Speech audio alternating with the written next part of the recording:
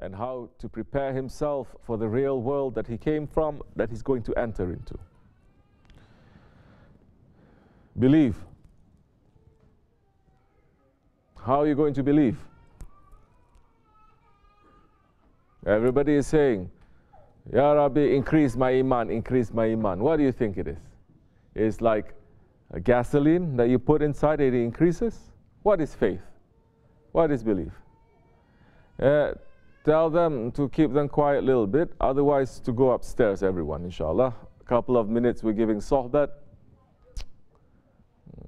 It'll be good to listen, to see what our Shaykh is sending to us. Later they can cry much as they want.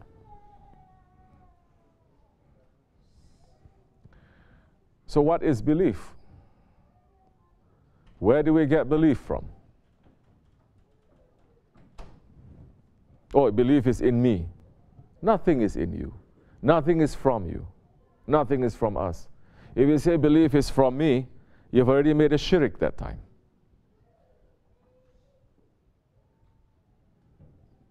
Belief comes from who? From Allah. Isn't that one of His names? Mu'min. And He gives belief to whomever He wishes. He gives belief especially to the ummah of His most beloved one, the one who is asking. The ones who is not asking, He gives that belief to. It is in there, but it is not from us.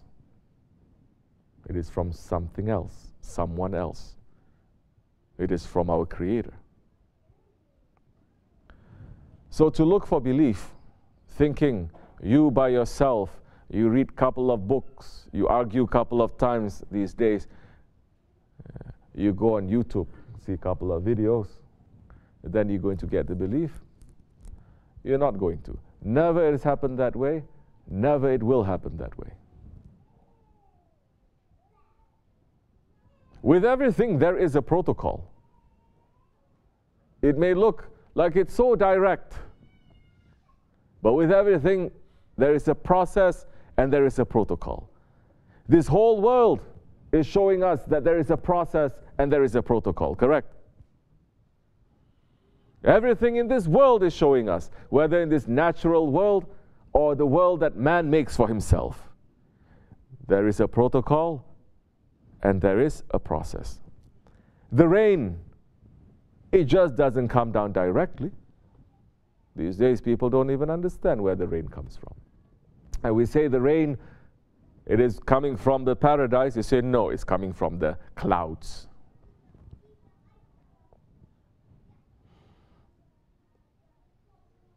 The sun, we say there is a process. No, the sun just shines just like that.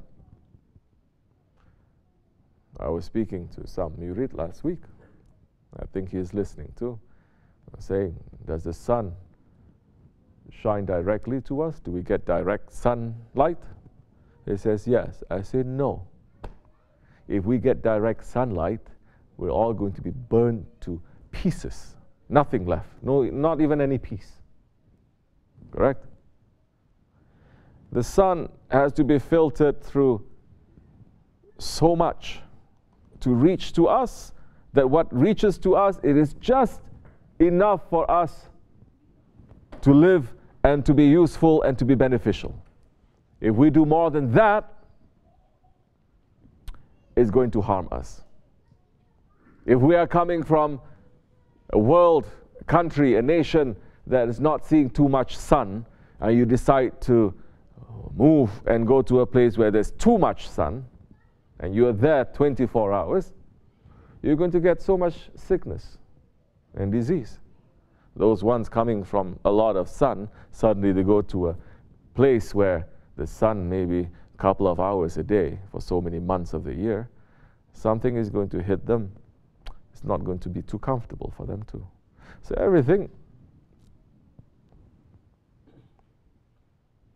has a law. Everything has a process. What about our belief? Wahhabis are saying everything is direct from Allah subhanahu wa ta'ala. Not even the sun is shining directly to us. And it is not shining through thousands of different ways. It is through one way.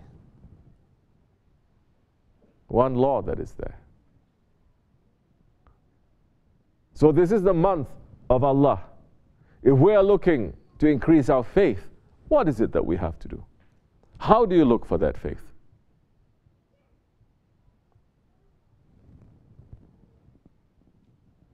We are speaking a lot about cleaning ourselves and emptying ourselves. That is the first step. That's not the only step. There are so many steps now. That's just the first step. We have this house, we have this masjid. We want to make this building, say it is your home. We want to make this building, you buy a house, into a home. You buy the house. Is that already a home? No. What do you need to do? First thing that everybody does is you have to clean up.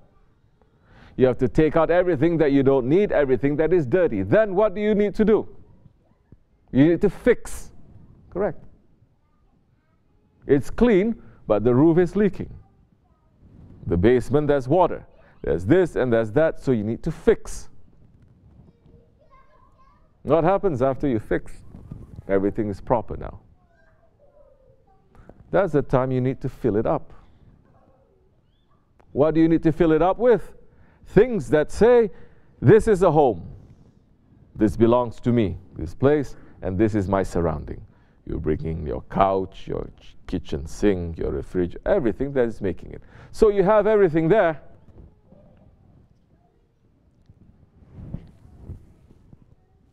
Is it still a home? You have everything there. Power is working, everything is complete. The building is complete. What else does it need there to make it into a real home? What does it need? The people. The people. That time you need to live there. You can just make it and you don't go. That's not a home. In America, they call it vacation house. Correct? It's not home. You're just passing through. You don't feel like you belong. Correct or no? You need to live there. You need to adapt to that home now. And you need to make everything to work. Say our heart is like that house. And we want to fill it up with faith. First, you clean. You take everything else out that does not belong there. Don't think it is so simple. Tariqat is not a weekend seminar that you listen to a couple of lectures and they give you questionnaire and you tick in a box. Did you get rid of your anger today? Yes, so tick here. How about jealousy? Yes, I have. If you have not, please state the reason why. 40 days, what are you going to do? No, it's not like that.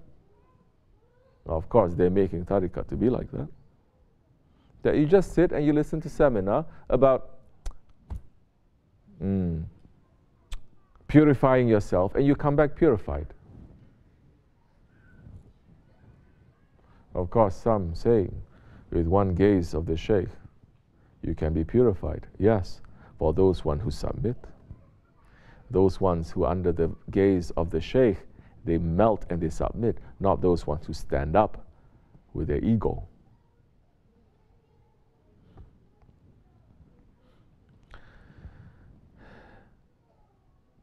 So we're talking about faith.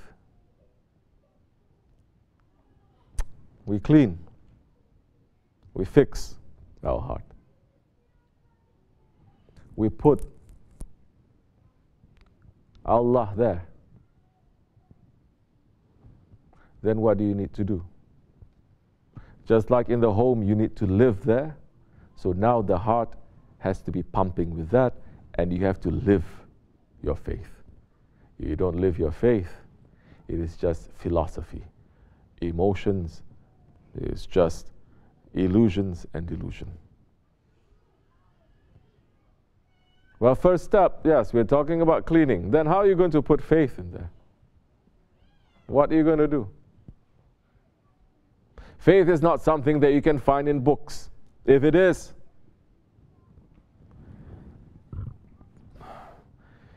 Imam al-Ghazali, he would have been the one who is the highest in faith at that time when he was the highest scholar in all the Muslim lands. But he himself says, I have lost my faith. I don't believe. I know everything about the religion, but I don't have faith. And he had a crisis of faith. He can answer anything in matters of religion. He can answer whether it's fiqh. He can answer whether it is history. He can answer whether it is to do with Islamic civilization and the knowledges of Islamic civilization. But he asks himself and he says, my belief is no longer there. He had a crisis of faith. So it's not found in books, definitely not on the internet. What did he do to find faith? Did he read some more? No. What did he do? He looked and he searched and he found the people of faith. And by being with the people of faith, he found his faith. Because that is the protocol, that is the process. That Allah subhanahu wa ta'ala gives everything, faith included, first to the Holy Prophet alayhi salatu wasalam.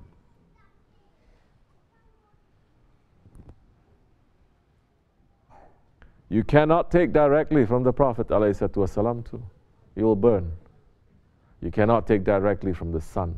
You will burn. If you just extend your hand like this, and if you are making, the sun is coming 1 millimeter closer to you, you will burn. Everything in this world is going to burn.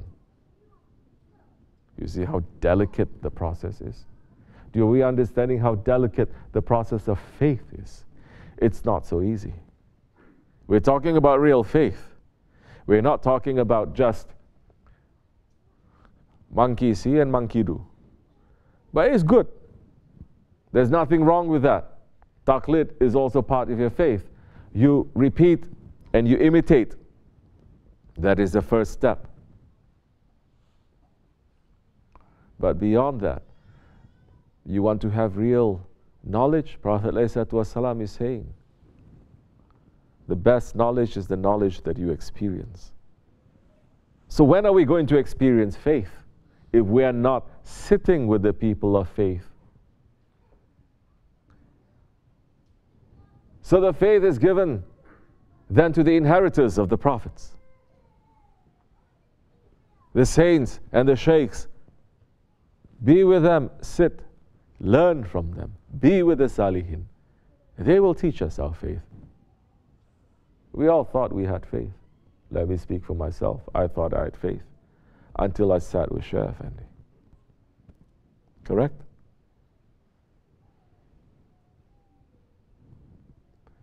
Did he try to impress us with anything? Nothing. A saint and a shaykh does not try to impress you. He doesn't impress. If it is, he's not a real one.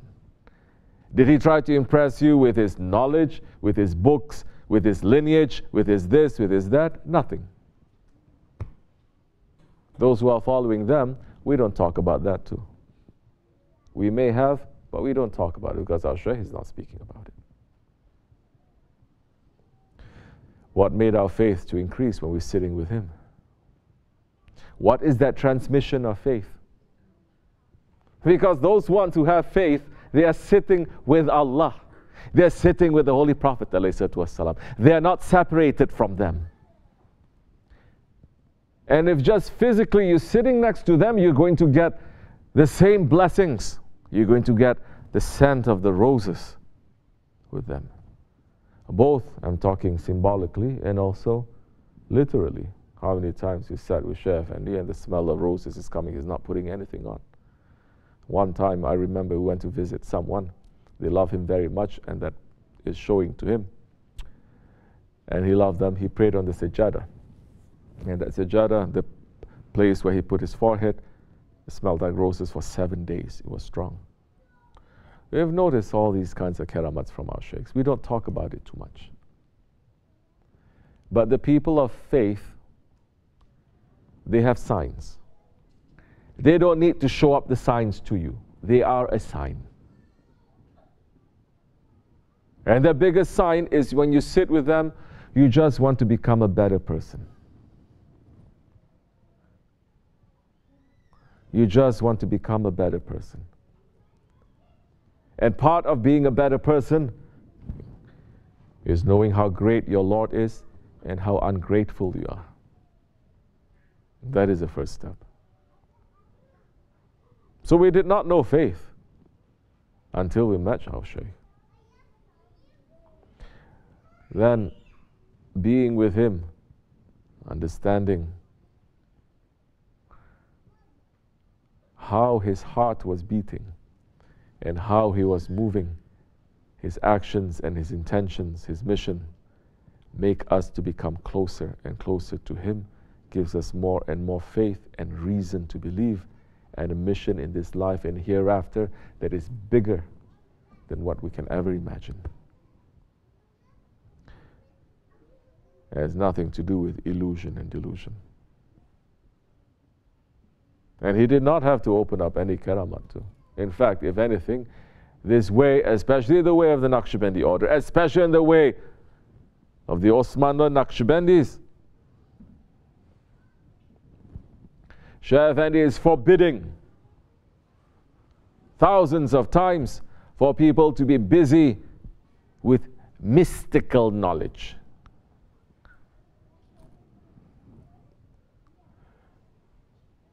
Pretending to hear from different areas, pretending to see different things, summoning saints from their graves, speaking in this kind of... He is forbidding it, and he's saying people who do that, either they are charlatans, they are pretenders, they like to fool people, or they are slick like a snake. They have nothing. Because if you have something, you know that the moment you speak, that secret is out, you don't have it anymore. Do you understand? Then you will understand that even if they give you something, the more I don't speak, the more they will give. More you don't speak, more they are going to give. I'm not saying things like that, but he is forbidding us, especially when it deals with creatures of the other realms. That is very low level. For that, you don't have to be a sheikh, you don't have to be a dervish to be busy with that. Turn on the television and you see today everyone is interested in that, everyone is doing it. You don't even have to be a believer. The man can make another man to levitate right in the streets. What does that mean? That means in these days that is one of the tricks and the traps of Dajjal. He's going to use that. People who run after that kind of knowledge, they're going to be tricked by him because he's going to offer it. What is Mahdi alayhi salam going to bring? Shariatullah. He's going to revive the forgotten sunnats of the Holy Prophet alayhi salam. With that, you will have more faith. Be with the people of faith. Be with the Salihin. Sit with them. Learn from them. Be sincere. It will be very easy that time for that to be passed to your heart. It's very easy because you already have that. But like what we said yesterday, if you're looking for something else and not for that, whatever man is looking for, he is going to find. May our faith in our Shaykh increase, inshallah. That is our only prayer, inshallah, for today. And may Allah forgive me and bless you. Fatiha.